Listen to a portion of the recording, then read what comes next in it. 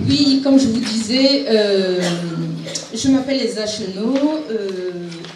J'ai commencé ma carrière en tant qu'assistante sociale, anciennement élue dans ma commune, élue à la solidarité. Puis par la suite, je recevais de par mes collègues, les personnes issues de la migration.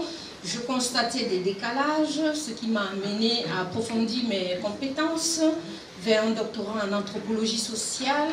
Je voulais me spécialiser en tant qu'ethnologue.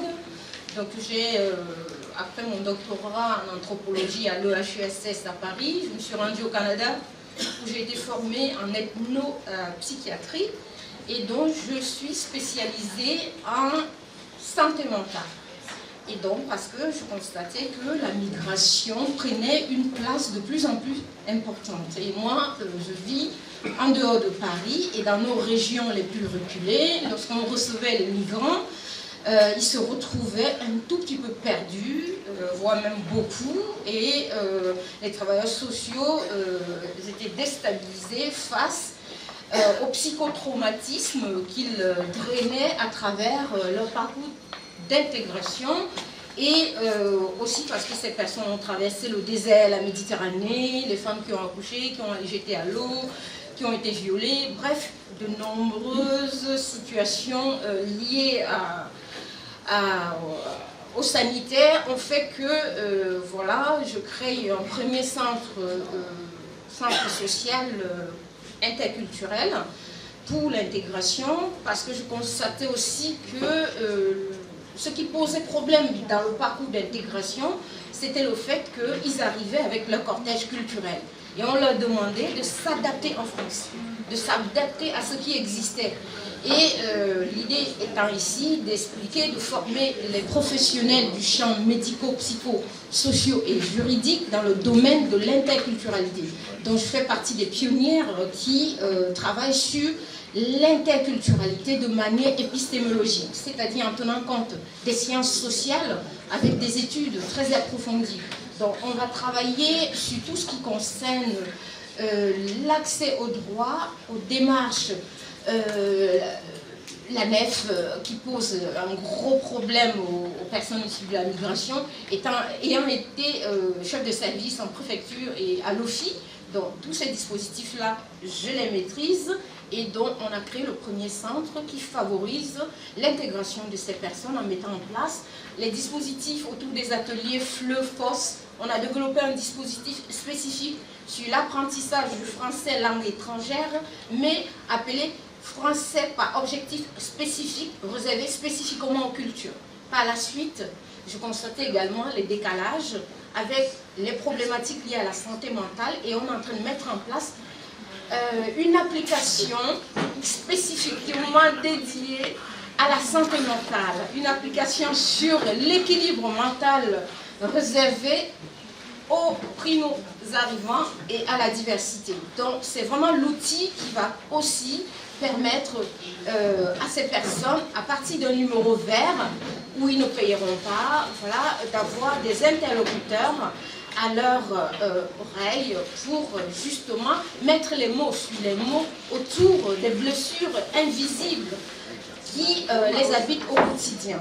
Donc le 5e centre, nous avons 5, le 5e centre s'ouvre prochainement le 20 mai, d'ici le 20 mai, à Kremlin-Bicêtre. Donc vous aurez forcément des informations à ce sujet. 76 voilà. Avenue de Fontainebleau. Exactement, 76 avenue de Fontainebleau. Et c'est vrai que ce centre, pour le coup, va permettre à la migration d'avoir un point d'accueil où on va retrouver sur ce site l'ensemble des problématiques qui mettent un frein à l'intégration. Parce que la question liée à l'intégration est aussi liée à comment fonctionne le pays. Quand on arrive dans un pays, il faut comprendre les codes sociaux de la République, dont nous avons moult ateliers, entre autres, comment et pourquoi on est là et comment fonctionne la France. Quels sont les interdits? Par exemple, je travaille pour la protection de l'enfance. Je sais qu'au niveau de la parentalité, il y a un gros souci. Donc j'ai mis en place un dispositif autour de la parentalité d'ici et d'ailleurs, ce qui permet à nos compatriotes qui viennent de tous les pays, parce que je vous rappelle qu'un ethnologue est spécialisé pour travailler sur l'ensemble des pays. Nous avons une centaine de nationalités. Vous voyez, on ne s'arrête pas qu'au sud-sahérien. On s'arrête à l'ensemble des pays issus de la migration qui rencontrent ces problématiques-là. Donc les problématiques autour du placement des enfants, ça aussi c'est une question qui va être résolue au niveau du centre, parce qu'on se rend compte que nos enfants, entre guillemets, il y a parfois un peu des abus liés aux incompréhensions. Les travailleurs sociaux, avec leurs œillets, leur regard, c'est vrai que lorsqu'on s'exprime avec une certaine vigueur, on voit tout de suite en nous de l'agressivité. Et cette agressivité-là, tout de suite, on peut placer un enfant juste parce que on trouve que les parents sont agressifs. On trouve que les parents ne s'en occupent pas. Puis, je vous passe les détails sur les situations liées à l'inceste, des situations quand même problématiques, parce que nous venons aussi des cultures où il y a ce qu'on appelle le non-dit culturel. Donc le non-dit fait que quand un enfant subit des sévices, il n'ose pas en parler. Et vous voyez, on a des parents qui nous disent, Madame Chonneau, docteur, la France nous interdit d'éduquer nos enfants. Pourquoi la France vous interdit d'éduquer vos enfants? Parce que quand on veut les punir, ils disent que nous sommes maltraitants. Donc vous voyez, il y a des décalages un peu de part et d'autre qui créent ce qu'on appelle en recherche des embrouillaminis. Les embrouillaminis vont progressivement gagner du terrain et on va de plus en plus se retrouver, dans ce désordre dans lequel il nous semble aujourd'hui nécessaire de repenser les modes du vivre ensemble. Donc c'est la question du vivre ensemble qui nous réunit autour de l'intégration, de l'insertion et des valeurs républicaines. Merci. Merci.